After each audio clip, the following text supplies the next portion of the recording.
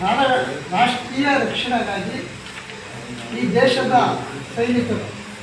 ಈ ದೇಶದ ಆಡಳಿತ ವರ್ಗದ ಪ್ರಧಾನಿಗಳು ಇಡೀ ಪ್ರಪಂಚಕ್ಕೆ ಒಂದು ಶಕ್ತಿಯನ್ನು ತೋರಿಸೋದ್ರ ಮೂಲಕ ಈ ಭಾರತ ದೇಶದ ರಕ್ಷಣಾ ವ್ಯವಸ್ಥೆಯಲ್ಲಿ ತಮ್ಮದೇ ಆದಂಥ ಕೊಡುಗೆಯನ್ನು ಪ್ರಪಂಚದಲ್ಲಿ ನಮ್ಮ ದೇಶವನ್ನು,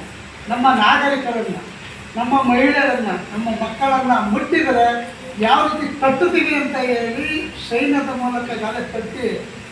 ತೋರಿಸಿದರೆ ಇಡೀ ಪ್ರಪಂಚಕ್ಕೆ ಈಗ ಭಾರತ ದೇಶದ ಒಂದು ಶಕ್ತಿ ಗೊತ್ತಾಗಿದೆ. ಈ ಹಿನ್ನೆಲೆಯಲ್ಲಿ ಏನು ಭಾರತ ದೇಶದಲ್ಲಿ ಒಂದು ಪಾಕಿಸ್ತಾನದ ಒಂದು ತೊಡಗಿಸಿದಂಥ ಸಂದರ್ಭದಲ್ಲಿ ಇಡೀ ದೇಶಕ್ಕೆ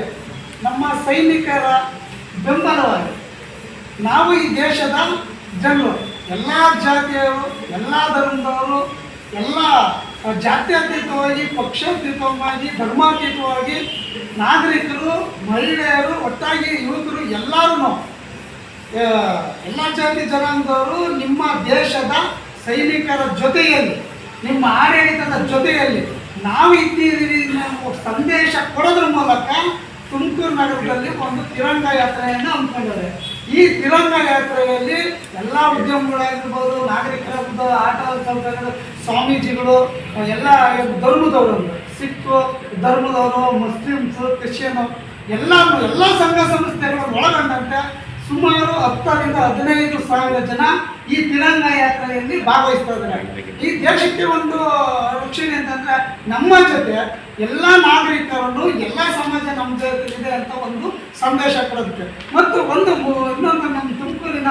ಎಲ್ಲ ಸಂಘ ಸಂಸ್ಥೆ ಮುಖಂಡರು, ನಾಗರಿಕರು, ಒಂದು ಸ್ವಲ್ಪ ಉದ್ಯಮಗಳು ಎಲ್ಲ ಸೇರಿ ಒಂದು ಸೈನಿಕಕ್ಕೆ ಒಂದು ಸಹಾಯ ಮಾಡಬೇಕು ಅಂತ ಒಂದು ತೀರ್ಮಾನ ಮಾಡಿದೆ. ಯಾವ ರೀತಿ ಅಂತಂದರೆ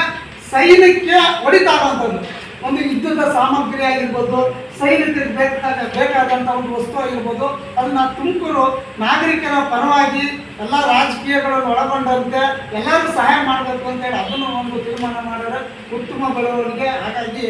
ನಾವು ಏನು ಈ ಸೈನ್ಯದ ಶಕ್ತಿಯಾಗಿ,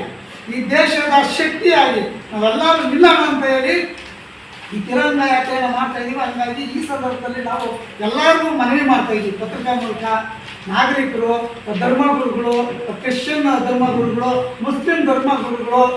ಆಟೋ ಚಾಲಕರು, ಕನ್ನಡ ಸಂಘಟನೆ ಮುಖಂಡರು, ದಲಿತ ಸಂಘಟನೆ ಮುಖಂಡರು ಎಲ್ಲರೂ ಭಾಗವಹಿಸಬೇಕಂತೇಳಿ ಪತ್ರಿಕಾಗೋಷ್ಠಿ ಮೂಲಕ ನಾವು ಮನವಿ ಮಾಡ್ತೇವೆ.